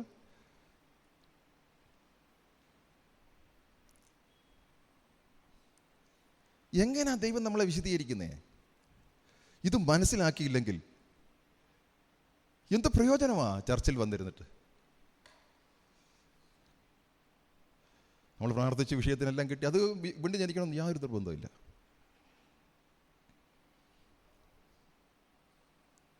എനിക്ക് പലരെയും കാണുമ്പോൾ, പ്രത്യേകിച്ച് എൻ്റെ പ്രിയപ്പെട്ടവരൊക്കെ ഒത്തിരി വിഷമം തോന്നാറുണ്ട്. കാരണം ദൈവം ആഗ്രഹിക്കുന്ന ഫലം വരുന്നില്ല.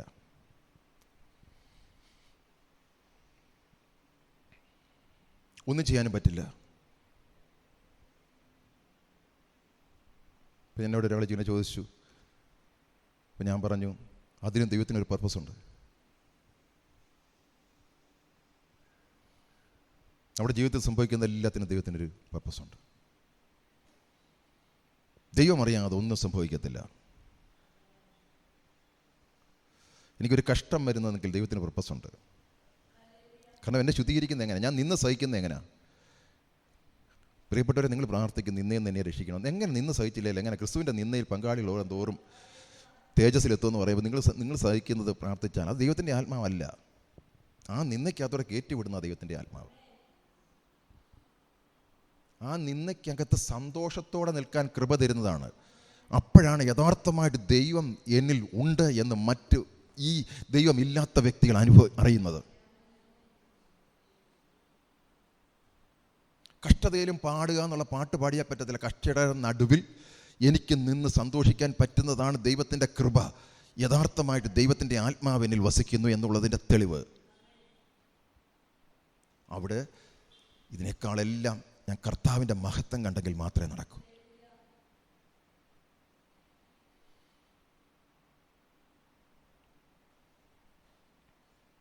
Price the Lord. റോമാലേഖനം 8:13 നമ്മൾ പറയുന്നത് ആത്മാവിനാൽ ജഡത്തിൻ്റെ പ്രവൃത്തിയെ മരിപ്പിക്കണം. അപ്പം ഇതിൻ്റെ റോമാലേഖനം ഞാൻ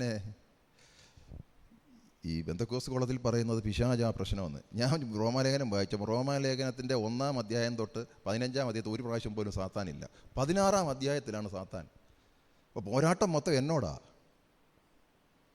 എൻ്റെ ജഡത്തോടാ പോരാട്ടം. അവിടെ പിശാ എന്നൊരു വാക്കില്ല. നിങ്ങൾ റോമാലേഖനം എടുത്ത് വെച്ച് വായിച്ചു 15 അധ്യായത്തിൽ പിശാ എന്ന് പറഞ്ഞൊരു വാക്കില്ല.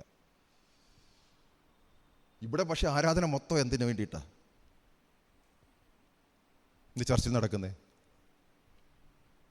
പോരാട്ടം എൻ്റെ ജഡത്തോടാ, എന്നോടാ. ഞാനാ വിഷയം. ആത്മാവിൽ ജീവിക്കാൻ തടസ്സം ഞാനാ. ആത്മാവിൻ്റെ ഫലത്താൽ നിറയാൻ തടസ്സം ഞാനാ. എൻ്റെ ആ ജഡത്തെയാ മരിപ്പിക്കേണ്ടത് ആത്മാവിനാൽ.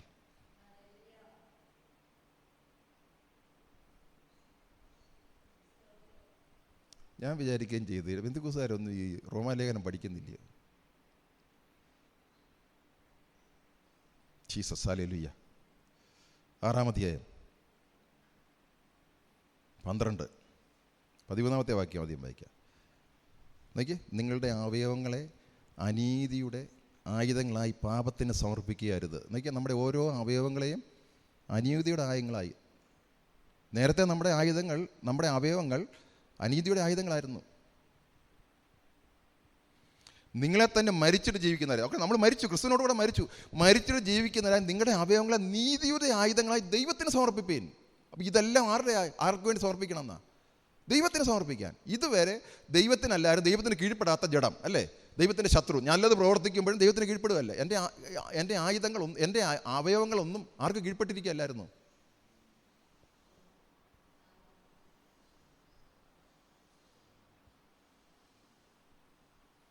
നിങ്ങളുടെ അവയവങ്ങളെ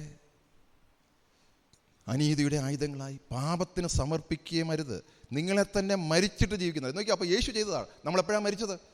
യേശു കാൽവറിയിൽ മരിച്ചപ്പോൾ ഞാനും അവനോടുകൂടെ മരിച്ചു. ആ മരിച്ചത് കൊണ്ട് മാത്രമാണ്, യേശു എൻ്റെ പാപത്തെ മരിപ്പിച്ചത് കൊണ്ട് മാത്രമാണ് എനിക്ക് മരിപ്പിക്കാൻ പറ്റുന്നത്. അല്ലെങ്കിൽ യേശുവിൻ്റെ വെളിയിൽ ഒരു വിശദീകരണം എനിക്കില്ല. യേശു കാൽവറിയിൽ അവനോട് തന്നെ മരിപ്പിച്ചത് കൊണ്ടാണ് എൻ്റെ ഓൾറെഡി മരിപ്പിച്ച പാപത്തെ മാത്രമേ എനിക്ക് പ്രാക്ടിക്കൽ ലൈഫിൽ മരിപ്പിക്കാൻ പറ്റൂ, ആത്മാവിനാൽ. അപ്പോഴാ നല്ലോണം ജീവിക്കുക യേശുവിനെ കൂടാതോ?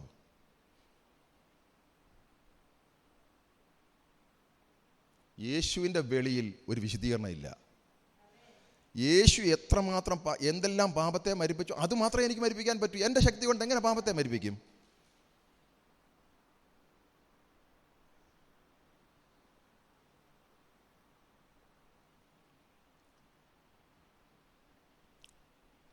നിങ്ങളുടെ അവയവങ്ങളെ നീതിയുടെ ആയുധങ്ങളായി ദൈവത്തിന് സമർപ്പിപ്പീൻ. എന്തുകൊണ്ട്? 12-ാം വാക്യം നോക്കി. ആകയാൽ പാപം നിങ്ങളുടെ മർദ്യ ശരീരത്തിൽ അതിൻ്റെ മോഹങ്ങളെ അനുസരിക്കുമാറ് ഇനി വാഴരുത്. പാപത്തിന് മോഹമുണ്ട്. അങ്ങനെ വാഴാതെ ഇരിക്കാൻ വേണ്ടിയിട്ട് നിങ്ങളുടെ അവയവങ്ങളെ അനീതിയുടെ ആയുധമായി പാപത്തിന് സമർപ്പിക്കരുത്. വിഷയം പാപമാണ് പ്രിയപ്പെട്ടവരെ. ഞാൻ നരകത്തിൽ പോകുന്നത് പിശാച് കാരണമല്ല, പാപം കാരണം അല്ലേ? അതോ പിശാച് കാരണമാണോ? അപ്പോൾ പോരാട്ടം പാപത്തോടാണോ പിശാചിനോടാണോ? പിശാചിനോട് പോരാട്ടമുണ്ട്. എഫെസ്യ ലേഖനം 6 അതിൽ അത് ഏത് വസ്ത്രം ഇട്ടോണ്ടാ? ദൈവം തന്നിരിക്കുന്ന ആയുധങ്ങൾ ഇട്ടുകൊണ്ടാ പോരാട്ടം. പിശാചിന് എന്നെ നരകത്തിൽ വിടാൻ പറ്റത്തില്ല, എൻ്റെ പാപത്തിന് എന്നെ നരകത്തിൽ വിടാൻ പറ്റൂ. പാപത്തിൻ്റെ ശമ്പളമാ മരണം.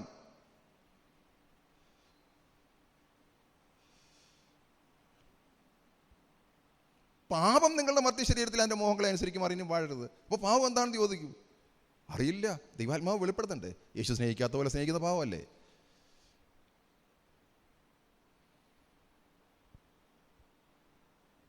എങ്ങനെ പറ്റും? ആത്മാവിലേ പറ്റൂ. ദൈവത്തിന് മാത്രമേ എന്നിൽ കൂടി അത് ആ ഫലം പുറപ്പെടുവിക്കാൻ പറ്റൂ. എനിക്ക് വിഷമം തോന്നാറുണ്ട്. ഇത്രയും വചനം പഠിപ്പിച്ചിട്ടും പ്രാർത്ഥിക്കുമ്പോഴൊന്നും കർത്താവിനെ, എനിക്ക് പാപത്തെ ജയിക്കാൻ വേണ്ടിയിട്ടല്ല കർത്താവിനെ വേണ്ടിയത്, ഇപ്പോഴും ഇവിടുത്തെ അത് കിട്ടണം ഇത് കിട്ടണമെന്ന് എനിക്ക് വിഷമം തോന്നാറുണ്ട്. എങ്ങനെ നിത്യതയിൽ പോവും?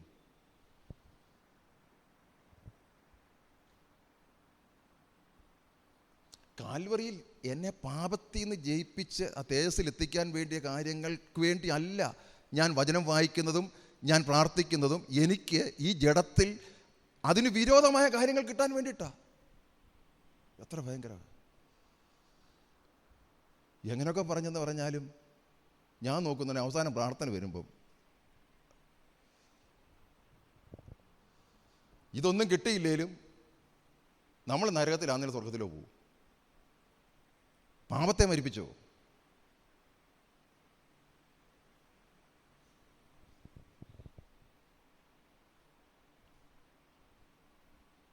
ഞാൻ വിചാരിക്കുക, സേവാനോസിന് എന്തോ കിട്ടി, ഹാബേലിന് എന്തോ കിട്ടി,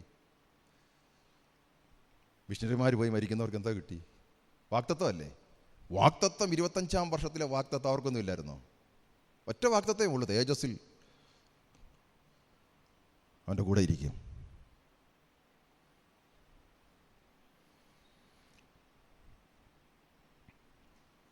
ജീസസ്. പ്രിയപ്പെട്ടവരെ, നമ്മുടെ വിശദീകരണത്തിൻ്റെ മഹത്വം കർത്താവിന് മാത്രമാണ്. ഇനി കർത്താവിൽ കൂടി അല്ലാതെ എനിക്ക് പാപത്തെ ജയിക്കാനും പറ്റില്ല. നിങ്ങൾ വിചാരിക്കുന്നുണ്ട് കർത്താവിൽ കൂടി അല്ലാതെ, അനേകർ എന്തിക്കോസാർ എങ്ങനെയാണ് വിചാരിക്കുന്നത് കർത്താവിനെ കൂടെ അല്ലാതെ പാപത്തെ ജയിക്കാമെന്ന്? അത് ഭയങ്കരമാണ്. അത് കർത്താവിന് മഹത്വം വരാത്ത നല്ല ആൾക്കാർ, നല്ല വ്യക്തികളെ എനിക്കറിയാം കർത്താവിനെ കൂടാതെ സ്വയം മഹത്വം, സ്വയം നീതിയിൽ നിത്യത പാവെന്ന്. അപ്പോൾ കർത്താവ് ചെയ്തതൊക്കെ വെറുതെ ആയിപ്പോയല്ലോ. പരീശന്മാരുടെ അതേ കൂട്ടത്തിലവരും. 6-ാം വാക്യം, നാം ഇനി പാപത്തിന് അടിമപ്പെടാതെ വണ്ണം പാപശരീരത്തിന് നീക്കം വരേണ്ടതിന് നമ്മുടെ പഴയ മനുഷ്യൻ അവനോട് ക്രൂശിക്കപ്പെട്ടു എന്ന് നാം അറിയുന്നു. നമ്മുടെ സെൽഫ്, നമ്മുടെ ജഡം അവനോട് കൂടെ ക്രൂശിക്കപ്പെട്ടു. പാപത്തിന് അടിമപ്പെടാതെ വണ്ണം പാപശരീരത്തിന് നീക്കം വരേണ്ടതിന് നമ്മുടെ പഴയ മനുഷ്യൻ അവനോട് ക്രൂശിക്കപ്പെട്ടിരിക്കുന്നു നാം അറിയുന്നു. ഈ അറിവില്ലാത്തത് കൊണ്ടാണ് പ്രശ്നം.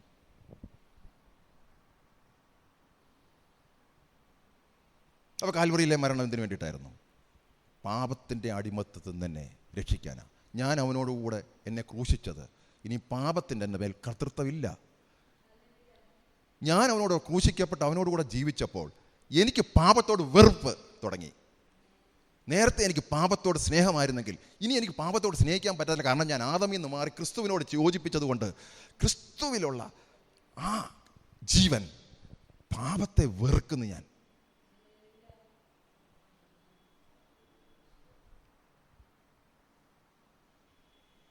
യഥാർത്ഥ വീണ്ടും ജനിച്ച ഓരോ ദൈവവൈതലിൻ്റെയും ഇതാണ് അനുഭവം.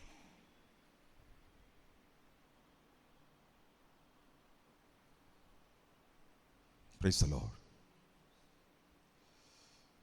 Price the Lord. 7-ാം വാക്യം, 7-ാം അധ്യായം നോക്കി, 7-ാം അധ്യായത്തിൻ്റെ 4-ാം വാക്യം നോക്കി. അതുകൊണ്ട് സഹോദരന്മാരെ, നാം ദൈവത്തിന് ഫലം കായ്ക്കുമാർ മരിച്ചിട്ടുയർത്താൻ വേറൊരുവനാകേണ്ടതിന് നിങ്ങളും ക്രിസ്തുവിൻ്റെ ശരീരം മുഖാന്തരം ന്യായപ്രമാണം സംബന്ധിച്ച് മരിച്ചിരിക്കും. നമ്മൾ മരിച്ചു, ഇനി ദൈവത്തിന് ഫലം കായ്ക്കാൻ വേണ്ടിയിട്ടാണ്. നമ്മുടെ പഴയ മനുഷ്യൻ മരിച്ചു. അപ്പോൾ കാൽവറിയിലെ യേശുവിൻ്റെ യാഗം, ഞാനെന്ന വ്യക്തി മരിച്ചു. എനിക്കതുവരെ ദൈവത്തിന് ഫലം കായ്ക്കാൻ പറ്റത്തില്ല. അന്ന് തൊട്ട് ഞാൻ വേറൊരുവൻ, ക്രിസ്തുവിൽ വേറൊരുവനായിട്ട് ദൈവത്തിന് ഫലം കായ്ക്കുവാൻ തക്കവണ്ണം ഞാൻ അവനോടുകൂടെ മരിച്ചു. ന്യായപ്രമാണം സംബന്ധിച്ചും മരിച്ചിരിക്കും. ശരീരം മുഖാന്തരം ന്യായപ്രമാണം സംബന്ധിച്ചും മരിച്ചു.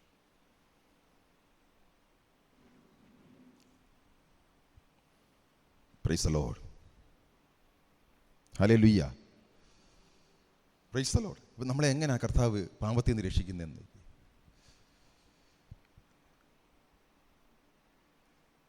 അപ്പോൾ നമ്മൾ പ്രാർത്ഥിക്കുക, കർത്താവേ എന്നെ പാപത്തിൽ നിന്ന് രക്ഷിച്ച്. പറ്റില്ല. ഈ വചനത്തിൻ്റെ, ക്രിസ്തു കാൽവറിയിൽ ചെയ്ത വചനം ഞാൻ കേൾക്കണം. ഇപ്പോൾ നിങ്ങൾ കേട്ടുകൊണ്ടിരിക്കുന്നു. അത് കേൾക്കുക തന്നെയല്ല, നിങ്ങളത് വിശ്വാസമായി മാറണം. അത് നിങ്ങളുടെ പരിശുദ്ധാത്മാവ് നിങ്ങളുടെ അകത്തുനിന്ന് നിങ്ങളുടെ പാപത്തെ കൊല്ലണം. എൻ്റെ പാപത്തെ കൊല്ലണം. ഞാനിപ്പോൾ പ്രസംഗിച്ചുകൊണ്ടിരിക്കുമ്പോൾ എനിക്കത് വിശ്വാസമായി ദൈവാത്മാവ് വരുമ്പോൾ ആ വിശ്വാസത്തിൽ കൂടി, ആ വചനത്തിൽ കൂടി ദൈവാത്മാവ് എൻ്റെ അകത്ത് പ്രവർത്തിക്കുമ്പോൾ എൻ്റെ അകത്തുനിന്ന് പാപത്തെ അവൻ മരിപ്പിക്കും.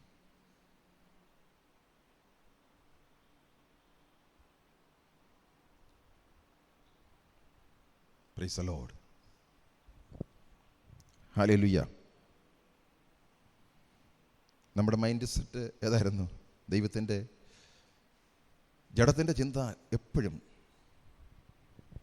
ദൈവത്തോട് ശത്രുത്വം. ജഡത്തിനൊരിക്കലും ദൈവത്തെ പ്രസാദിപ്പിക്കാൻ കഴിയില്ല, അവന് കീഴ്പ്പെടുത്തൂലുമില്ല. അപ്പം ആത്മാവില്ലാത്തൊരു മനുഷ്യൻ ആരുടെ ശത്രുവാ? ദൈവത്തിൻ്റെ ശത്രുവാ. നല്ല മനുഷ്യർ നല്ല പ്രവൃത്തിയെല്ലാം ചെയ്യും, അല്ലേ? എന്തോ ഒരു സ്നേഹമാണ്. വീട്ടിൽ വന്ന എല്ലാ കാര്യങ്ങളും ചെയ്യും, സൗകര്യം പ്രാർത്ഥിക്കും, എല്ലാം ചെയ്യും, പക്ഷെങ്കിൽ ദൈവത്തിൻ്റെ ശത്രുവാണ്.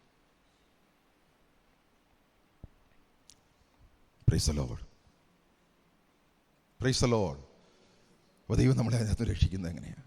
ഞാനതാ കുറച്ച് വചനങ്ങൾ ഇതിൻ്റെ അകത്തുനിന്ന് പറഞ്ഞു. ഇനി ഒരു വചനം കൂടി ഇമ്പോർട്ടൻ്റ് ആയിട്ടുള്ളത്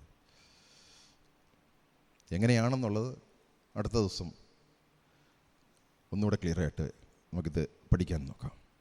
1 കൊരിന്ത്യർ 2.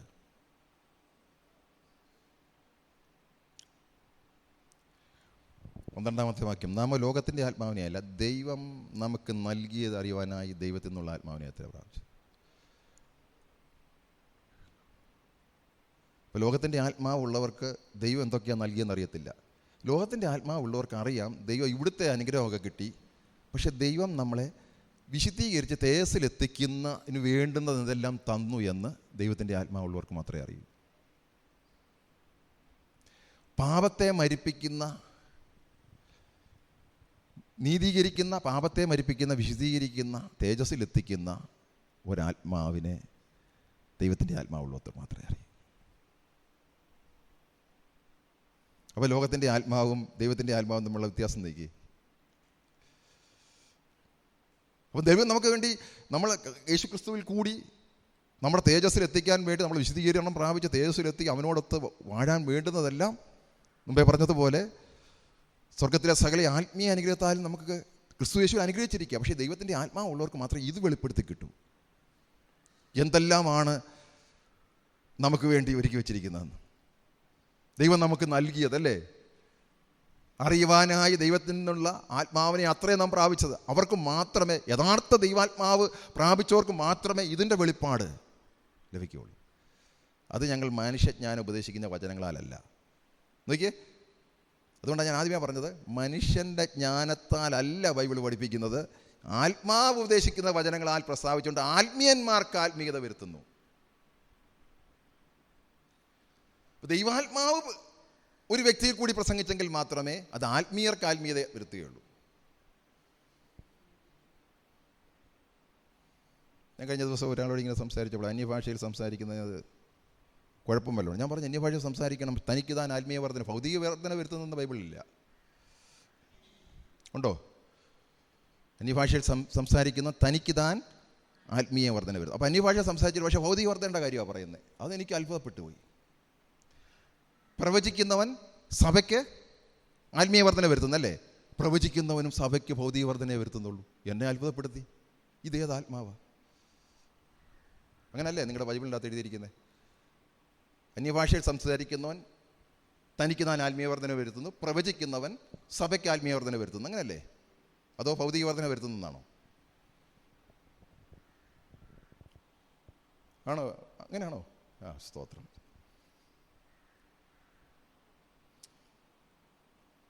Price the Lord. എന്നിട്ട് അവിടെ പറയുന്നുണ്ട്, പ്രവചിക്കുന്നവൻ സഭയ്ക്ക് ആത്മീയവർദ്ധന വരുത്തുന്നു. ഏതെങ്കിലും പാപി ആ സഭയ്ക്കകത്ത് വന്നാൽ അവർ പാപത്തെക്കൊണ്ട് ബോധം വന്നിട്ട് അവൻ മാനസാന്തരപ്പെടത്തില്ലയോ? ദൈവം സാക്ഷാൽ. പക്ഷേ ഇന്ന് പ്രവചിക്കുന്നവരുടെ അടുത്ത് വന്ന ഒരു ആർക്കെങ്കിലും മാനസാന്തരം വരുമോ?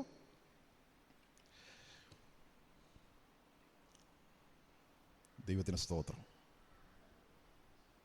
ആത്മാവ് ഉപദേശിക്കുന്ന വചനങ്ങളെ തന്നെ പ്രസ്താവിച്ചുകൊണ്ട് ആത്മീകർക്ക് ആത്മീയമായി തെളിയിക്കുന്നതിക്ക്. എന്നാൽ പ്രാകൃത മനുഷ്യൻ ദൈവത്തിൻ്റെ ഉപദേശം കൈക്കൊള്ളുന്നില്ല. അതവന് ഭോഷത്വമാണ്. ആത്മീയമായി വിവേചിക്കേണ്ടതാകിയാൽ അതവന് ഗ്രഹിപ്പാൻ കഴിയുന്നതല്ല. ഞാൻ പലരോടും ഇത് പറയുന്നുണ്ട്, ഗ്രഹിക്കുന്നില്ല, ഞങ്ങൾക്ക് പറ്റുന്നില്ല. റോമാലേഖനം, അയ്യോ അതൊന്നും കട്ടിയാണ്, പഠിക്കേണ്ട. ഭോഷത്വം.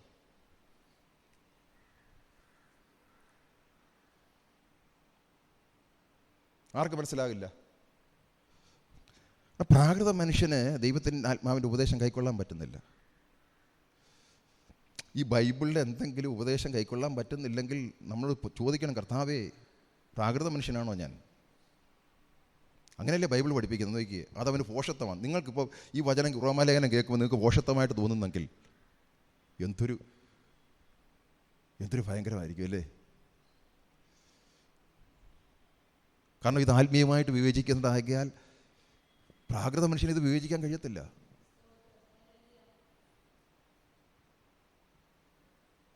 ഇന്നൊരു വിടുതലുണ്ടെന്ന് പറഞ്ഞാൽ പ്രാകൃത മനുഷ്യന് വിവേചിക്കാൻ പറ്റുമല്ലേ?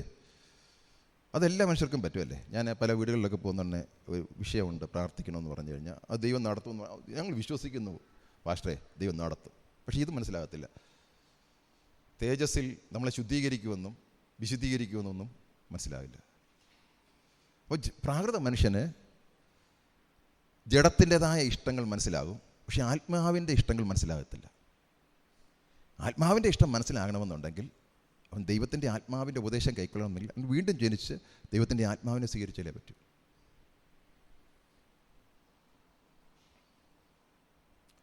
അപ്പോൾ ദൈവത്തിൻ്റെ ആത്മാവാണ് ഞങ്ങൾ ഉപദേശിക്കുന്ന വചനങ്ങളാൽ തന്നെ ആത്മീയ വർധന വരുത്തുന്നല്ലേ.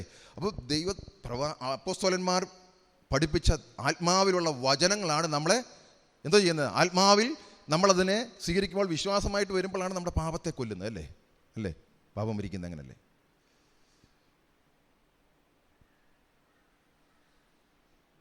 Price the Lord. അവർ പഠിപ്പിക്കുന്നത് മൊത്തം ക്രിസ്തുവിൻ്റെ യാഗത്തെ പറ്റിയാണ്, സുവിശേഷമാണ് പഠിപ്പിക്കുന്നത്. അപ്പോസ്തലന്മാരുടെ ആത്മാവിൽ പഠിപ്പിക്കുന്നത് മൊത്തം സുവിശേഷമാണ്. ആ സുവിശേഷം യേശു ചെയ്തത്, എന്നെ വിശദീകരിക്കാൻ വേണ്ടി ചെയ്തത്, ഹല്ലേലൂയ, ആ വചനത്തിൽ എനിക്കത് വിശ്വാസമായി, കേൾവിയിൽ എനിക്കത് വിശ്വാസമായി മാറുമ്പോൾ ദൈവത്തിൻ്റെ ആത്മാവ് എൻ്റെ അകത്ത് പ്രവർത്തിച്ചിട്ട് എൻ്റെ പാപത്തെ കൊല്ലുക. ഞാനാ അതിൽ ചെയ്യുന്നതെങ്കിലും ആത്മാവ് എന്നെ കൊണ്ട് ചെയ്യിക്കുക. അപ്പോൾ ഞാൻ പല വചനവും വായിക്കുമ്പോൾ പണ്ട് ചെയ്ത പല കാര്യങ്ങളിൽ നിന്നും ഈ വചനത്തിൽ കൂടിയാണ് കർത്താവ് എന്നെ രക്ഷിക്കുന്നത്.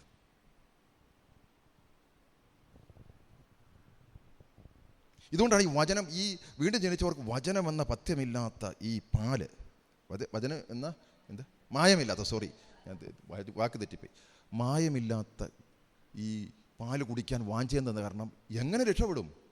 എങ്ങനെ പാപത്തെ ജയിക്കും? ഈ മോഹം എങ്ങനെ കർത്താവിൻ്റെ വിശുദ്ധി പ്രാപിക്കും? ഒരിക്കൽ വീണ്ടും ജന്മം പ്രാപിച്ച് ആത്മാവ് വന്ന വ്യക്തിയെ സംബന്ധിച്ച് എങ്ങനെ കർത്താവിൻ്റെ വിശുദ്ധി എത്തിക്കും? ആ നീതിയിൽ എങ്ങനെ ജീവിക്കാൻ പറ്റും? ഈ കൊതി ഇങ്ങനെ ദൈവാത്മാവകത്ത്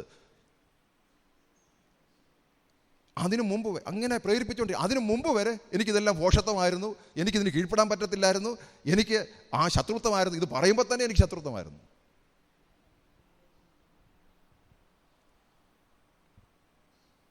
പ്രൈസ് ദി ലോർഡ്. ദൈവം ഇപ്പോഴും എന്നിൽ നിന്ന് രക്ഷിച്ചുകൊണ്ടിരിക്കുക. എന്തൊരു സ്നേഹമല്ലേ! എൻ്റെ ഒത്തിരി ഇഷ്ടങ്ങളിൽ നിന്ന് ഇപ്പോഴും രക്ഷിച്ചുകൊണ്ടിരിക്കുക. ഒത്തിരി ഇഷ്ടം ഇപ്പോഴും കിടക്കുക ദൈവത്തിന് വിരോധമായിട്ട്.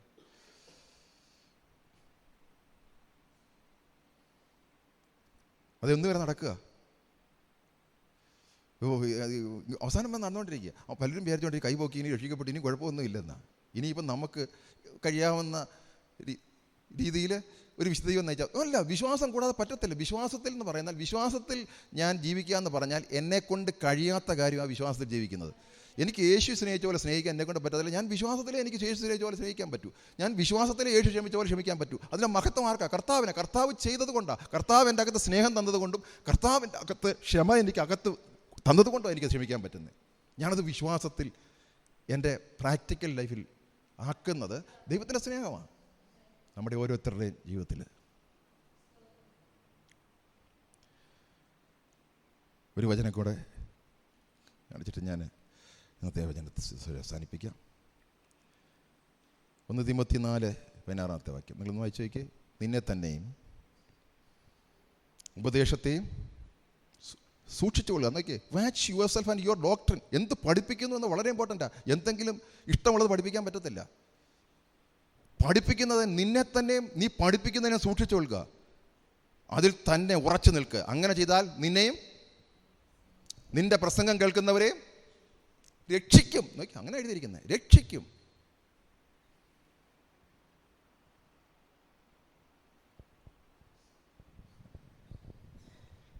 ഈ സുവിശേഷം മനുഷ്യനെ രക്ഷിക്കുന്ന, തേജസ്സിൽ കൊണ്ടെത്തിക്കുന്ന ഈ സുവിശേഷത്തിൻ്റെ ഈ ഡോക്ട്രിൻ, നിന്നെ തന്നെയും ഈ ഡോക്ടറിനെയും നീ സൂക്ഷിച്ചുകൊള്ളുക, അതിൽ തന്നെ ഉറച്ചു നിൽക്കുക.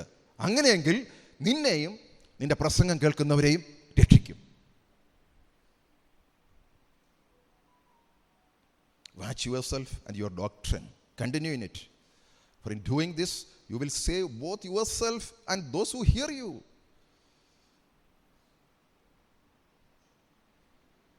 വചനം എത്ര പ്രാധാന്യമുള്ളതാണ്.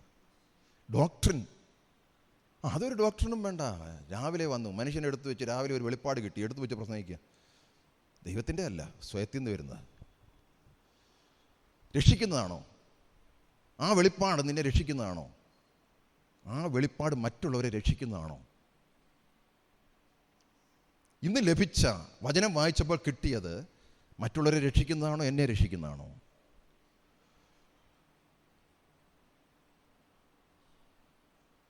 Price the Lord. തുടർന്നുള്ളത് നമുക്ക് അടുത്ത ദിവസം ദൈവം അനുവദിക്കുമെങ്കിൽ കുറിവാക്യത്തിലേക്ക് വരിക. റോമാലേഖനം 8-ാം അധ്യായം 10 തൊട്ടാണ് ഞാൻ വായിച്ചത്. ക്രിസ്തു നിങ്ങളിലുണ്ടെങ്കിലോ ശരീരം പാപനിമിത്തം മരിക്കേണ്ടതെങ്കിലും ആത്മാവ് നീതി നിമിത്തം ജീവനാകുന്നു. യേശുവിനെ മരിച്ചവരിൽ നിന്ന് ഉയർപ്പിച്ചവൻ്റെ ആത്മാവ് നിങ്ങൾ വസിക്കുന്നുവെങ്കിൽ, ക്രിസ്തു യേശുവിനെ മരിച്ചവരിൽ നിന്ന് മരണത്തിൽ നിന്ന് ഉയർപ്പിച്ചവൻ നിങ്ങൾ വസിക്കുന്നതിൻ്റെ ആത്മാവിനെ കൊണ്ട് നിങ്ങളുടെ മർത്യ ശരീരത്തെ ജീവിപ്പിക്കും. എന്തൊരു വലിയ പ്രോമിസാണ് അല്ലേ? ഒരുത്തൻ രക്ഷിക്കപ്പെട്ട് കഴിഞ്ഞാൽ ആത്മാവ് എപ്പോഴാണ് വരുന്നത്? യഥാർത്ഥമായിട്ട് വീണ്ടും ജനിച്ചാൽ ആത്മാവ് വന്നു. അന്നേരം പ്രോമിസാണ്, യേശുവിനെ മരിച്ചവരിൽ നിന്ന് ഉയർപ്പിച്ചവൻ്റെ ആത്മാവ് നിങ്ങൾ വസിക്കുന്നെങ്കിൽ നിങ്ങളുടെ മർത്യ ശരീരത്തെ ജീവിപ്പിക്കും. ഓ, ആ പ്രോമിസ് തരുമ്പോൾ ഈ പ്രോമിസ് ചെയ്തവൻ തന്നെയാണ് എന്നെ വിശദീകരിക്കുന്നത് അല്ലേ? അല്ലെങ്കിൽ ഞാൻ വിശദീകരിക്കുമോ? അല്ലെങ്കിൽ ഈ വാഗ്ദാനം തരാൻ പറ്റുമോ?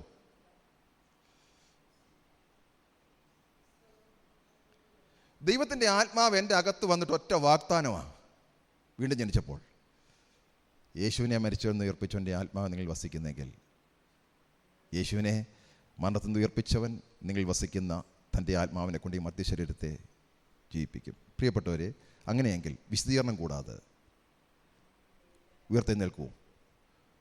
വിശദീകരണം കൂടാതെ ഉയർത്തെഴുന്നേൽക്കുമോ? ഇനി എൻ്റെ കഴിവ് കൊണ്ട് വിശദീകരണം പ്രാപിക്കാൻ പറ്റുമോ? അതോ ഈ ഉയർപ്പിക്കുമെന്ന് വാഗ്ദത്തം ചെയ്ത അവൻ തന്നെ എന്നെ വിശദീകരിക്കണമോ?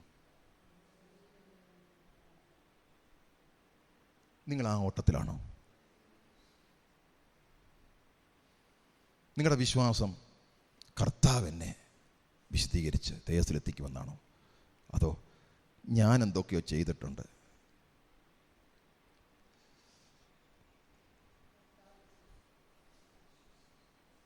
Price the Lord, praise the Lord. ആകയാൽ സഹോദരന്മാരെ, നാം ജഡത്തെ അനുസരിച്ച് ജീവിക്കേണ്ടതിന് ജഡത്തിനല്ല. ഞാൻ പിന്നെ ജഡത്തിന് കടക്കാരല്ല, ദൈവത്തിൻ്റെ ആത്മാവ്. നിങ്ങൾ ജഡത്തെ അനുസരിച്ച് ജീവിക്കുന്നുവെങ്കിൽ മരിക്കും നിശ്ചയം. ആത്മാവിനാൽ ശരീരത്തിൻ്റെ പ്രവൃത്തിയെ മരിപ്പിക്കുന്നുവെങ്കിൽ നിങ്ങൾ ജീവിക്കും. നമുക്ക് ആത്മാവിനെ തന്നത് നിത്യമായി അവനോടൊത്ത് ജീവിക്കാനാണ്. നമ്മളെ വീണ്ടും ജനിപ്പിച്ച് നമുക്ക് ആത്മാവിനെ തന്നത് ഒരിക്കലും നമുക്ക് ആ രക്ഷയിൽ നിന്ന് പുറമോട്ട് പോകാനല്ല, നമ്മളെ അവിടെ സൂക്ഷിക്കുന്നത്, വിശ്വാസത്തിൽ സൂക്ഷിച്ച് ദൈവശക്തിയാൽ നമ്മളെ അവിടെ ഒട്ടിക്കുന്നത്, നമ്മളെ പാപത്തെ മരിപ്പിക്കുന്നത് നമ്മളിലൂടെ ദൈവത്തിൻ്റെ ആത്മാവാണ് ചെയ്യുന്നത്. Price the Lord, hallelujah.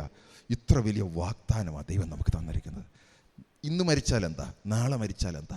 ദൈവത്തിൻ്റെ വാഗ്ദത്തങ്ങൾ ഉവ്വ് ഉവ്വ്. Hallelujah, price the Lord, praise the Lord, hallelujah. ഇവിടെ കാണുന്ന താൽക്കാലിക വാഗ്ദത്തമല്ല ഇത്, ഹല്ലേലൂയ. അതെല്ലാ മനുഷ്യർക്കും ഈ ഭൂമിയിൽ ജീവിക്കാൻ വേണ്ടി ദൈവം തൻ്റെ കോമൺ ഗ്രേസിൽ നിന്ന് കൊടുത്തിട്ടുണ്ട്. എന്നാൽ ഈ വാഗ്ദത്തം തൻ്റെ മക്കൾക്ക് വേണ്ടി, താൻ ലോകസ്ഥാപനത്തുമേ തിരഞ്ഞെടുത്ത തൻ്റെ മക്കൾക്ക് വേണ്ടി ഒരുക്കി വെച്ചിരിക്കുന്നത്, ഹല്ലേലൂയ, അതിലെത്തിക്കാൻ വേണ്ടി കർത്താവ് എൻ്റെ പിതാവിൻ്റെയും പുത്രൻ്റെയും പരിശുദ്ധാത്മാവിൻ്റെ പദ്ധതിയും പ്രകാരം, ഹല്ലേലൂയ, നമ്മളെ വിളിച്ചു വേർതിരിച്ച ആ ദൈവം നമ്മൾ പ്രവർത്തിക്കുന്നു എന്നുള്ളതിൻ്റെ ഉറപ്പ് നമുക്ക് ഓരോ നിമിഷവും ഉണ്ടാകട്ടെ. കർത്താവ് നിങ്ങളെല്ലാവരെയും അനുഗ്രഹിക്കട്ടെ. പ്രാർത്ഥിക്കാം. നല്ല പിതാ